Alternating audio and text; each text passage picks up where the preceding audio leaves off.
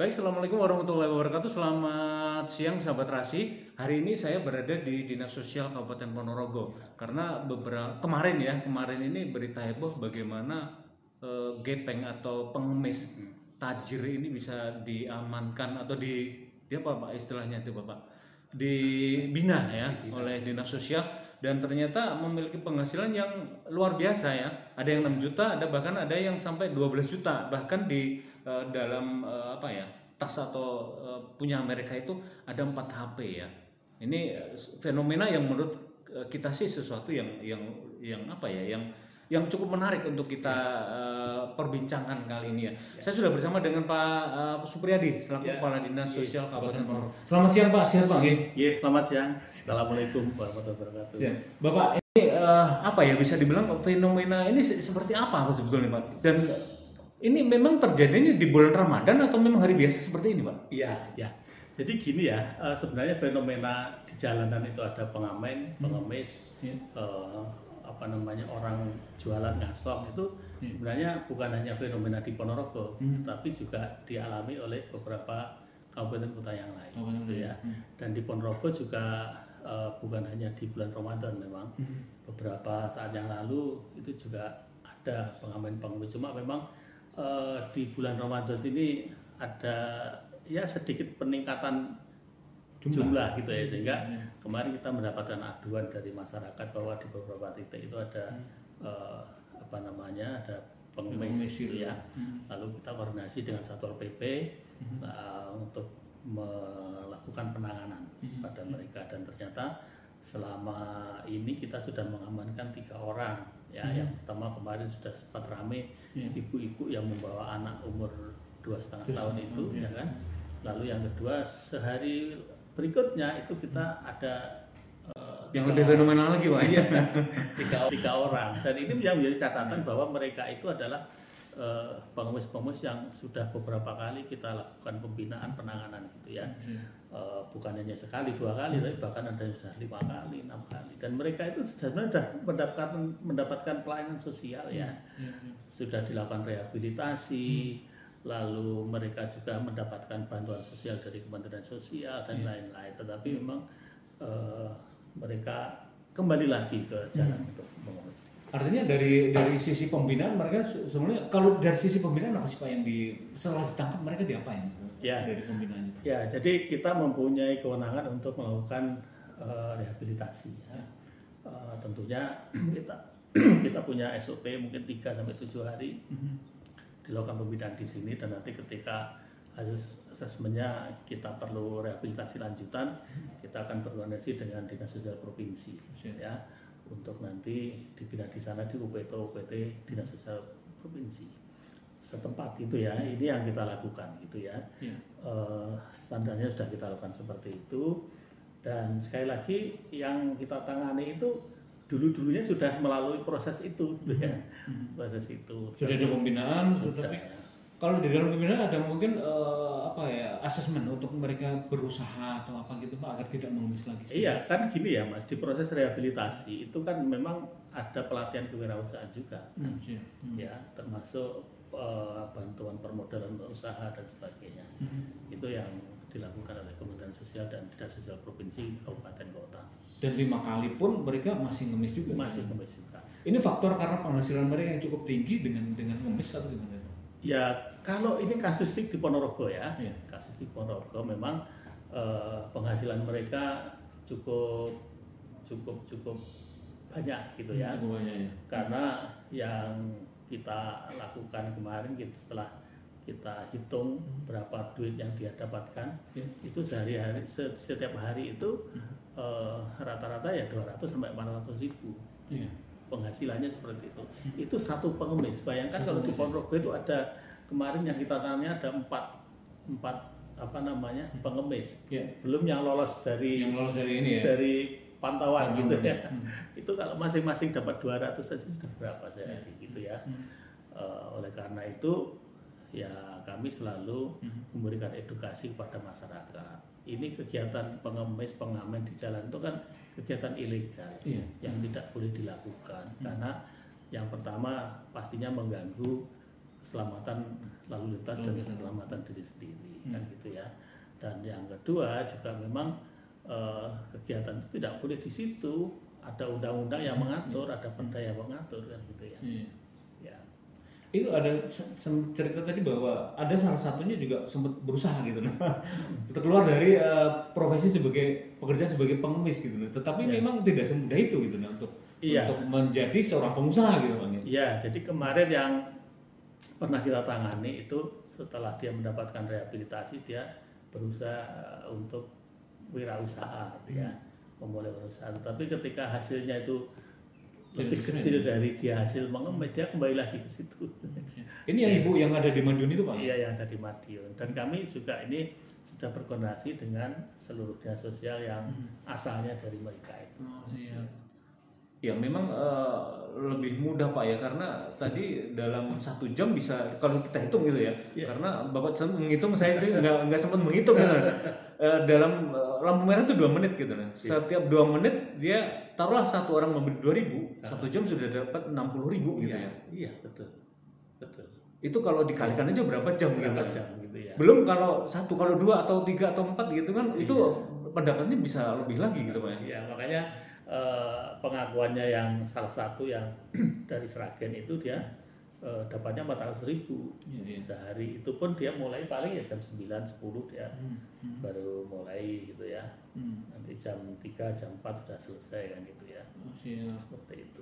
Artinya kalau untuk membuat mereka berpikir ulang untuk melakukan pekerjaan pengemis ini, pemilihan sudah gitu. Tapi enggak mempan atau ya sebagian mungkin mempan gitu Pak ya. Tapi karena kesulitan yang namanya berusaha itu, apalagi saat ini efisiensi apapun ini orang bakal menahan dulu untuk membeli dan sebagainya gitu. Nah, ini apa sih Pak agar mungkin mereka bisa jerak gitu agar nggak mengemis lagi? Iya, makanya kita ini lagi merumuskan sebuah formula ya, bagaimana kira-kira nanti kita tangani gitu ya.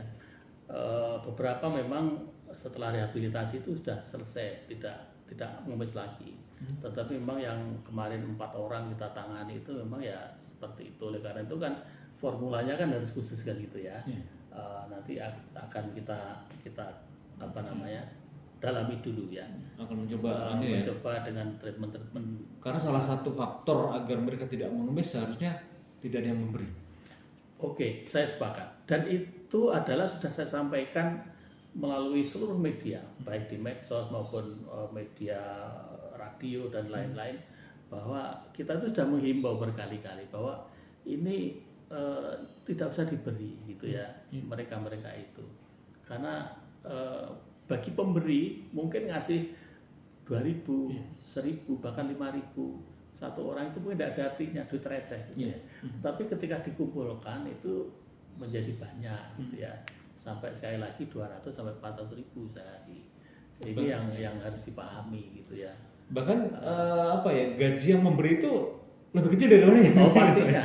Dan itu sudah jauh dari UMK Ponorogo. UMK kita masih sekitaran 2 juta. Mereka sudah pengakuannya sudah minimal 6 juta. 6 juta gitu. 6 juta. Bahkan kan yang mereka ini kan di Ponorogo itu kan juga ada yang kos gitu ya. Ada yang kos itu, yang Blitar itu kos di Ponorogo. Kemarin kita juga ngamankan yang di Jombang itu malah di hotel yang menertibkan Satpol PP ya kemarin itu diasesmenkan di hotel, di salah satu hotel seperti itu. Dan jangan lupa mereka kalau berangkat ke sini adalah naik motor gitu Pak ya. Naik motor.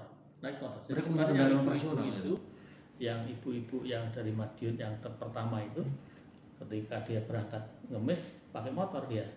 Suaminya pas jemput ke sini pakai motor dia, motor sendiri juga. Anaknya yang sekolah saya tanya naik apa sekolah? Naik motor gitu. Satu keluarga mereka tuh punya 3 motor gitu. Bapak kalau terkait bisa dibilang mereka ternyata punya grup BA gitu ya, waktu diamankan kayak gitu.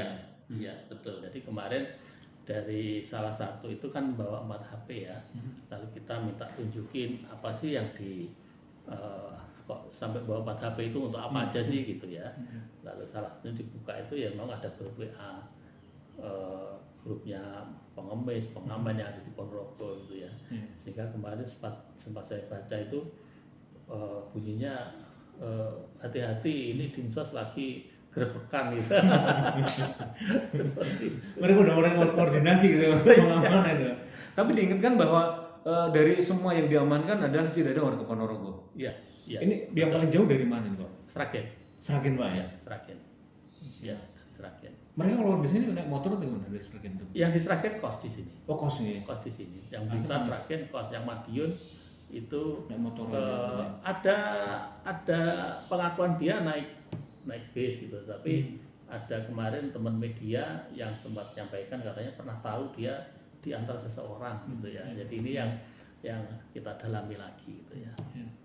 Bapak mungkin himbauan kepada masyarakat Bapak agar pengemis yang dari luar kota Ponorogo ini tidak menjamur lagi di perempatan di jalan Ponorogo ini apa nih Pak yang?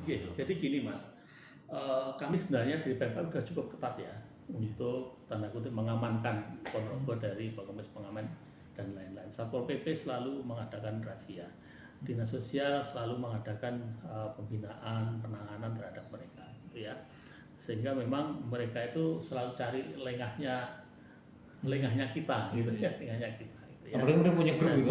Ya, informasi ya, akurat jadi, gitu ya. oleh karena itu ketika Pemda itu sudah melakukan upaya-upaya maksimal untuk pencegahan mereka beraktivitas, ya harus didukung oleh masyarakat dengan cara ya jangan memberi, ya jangan memberi. Kalaupun mau beramal itu masih banyak tempat beramal yang lebih bermanfaat. Ada panti asuhan, mungkin ada pembangunan masjid, TPQ, TPA dan lain-lain. Itu kan tempat bersedekah, bersodakoh yang memang juga ya bermanfaat lah itu ya. Kalau mereka memang rusak mental, apalagi yang sampai bawa anak-anak itu Mas. Itu misalkan kemarin pas dilapor pada kami, posisi anaknya itu lagi duduk di pinggir jalan katanya gitu. Ini ketika ada mobil lari gitu, sampai terjadi kecelakaan, ketabrak. Ini kan ya karena 2,5 tahun itu kita nggak tahu dia pergerakan seperti apa gitu. Ya, 2,5 tahun. Pak, kalau terkait mungkin badan amil zakat atau apapun gitu mungkin bisa membantu atau mendorong masyarakat gitu Pak untuk setidaknya mereka tidak mereka menyalurkan ke badan-badan yang memang memiliki lisensi dan juga status hukum gitu. Iya, selama ini kita sudah kerjasama dengan Basnas, Lasismu gitu ya, dan mereka memang mempunyai program-program yang untuk pengentasan warga-warga miskin itu gitu ya, melalui bantuan wirausaha, bahkan sampai dengan perbaikan rumah segala macam itu ada di programnya lembaga-lembaga itu ya. Tapi memang sekali lagi baliknya itu ke mentalnya ini, dan rata-rata mereka mengeksploitasi kekurangannya gitu ya. Jadi yang disabilitas gitu kan, yang ibu-ibu mengeksploitasi anaknya gitu ya. Bahkan yang pernah kita temukan itu yang tidak ada kecacatan, tidak ada disabilitas di fisiknya, itu pura-pura dia cacat gitu. Iya, pura-pura disabilitas biar untuk apa namanya menarik belas kasihan, iba kan gitu ya. Kalau jumlah total yang sempat dibina oleh dinas sosial hingga saat ini berapa sih Pak? Kalau jumlah sih nanti kita lihat data dulu ya. Tetapi sekali lagi orangnya ya itu aja gitu ya. Jadi orang-orangnya itu yang sekarang kita amankan hari ini masih ada di Dinsos itu.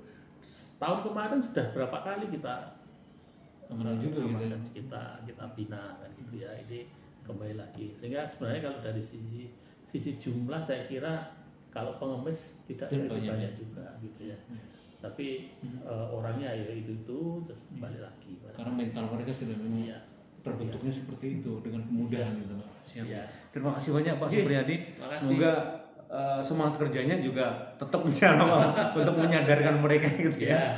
Dan sahabat Terasi, kunci memang dari Pak Supriyadi kita bisa belajar bahwa kunci agar mereka tidak mengemis lagi di jalanan adalah dengan tidak memberi mereka. Kita bisa memberi kepada lembaga-lembaga yang lebih berkompeten gitu untuk menyalurkan sedekah kita kepada orang-orang yang lebih membutuhkan. Demikian dialog kita hari ini. Assalamualaikum warahmatullahi wabarakatuh. Terima kasih banyak Bapak. Terima kasih.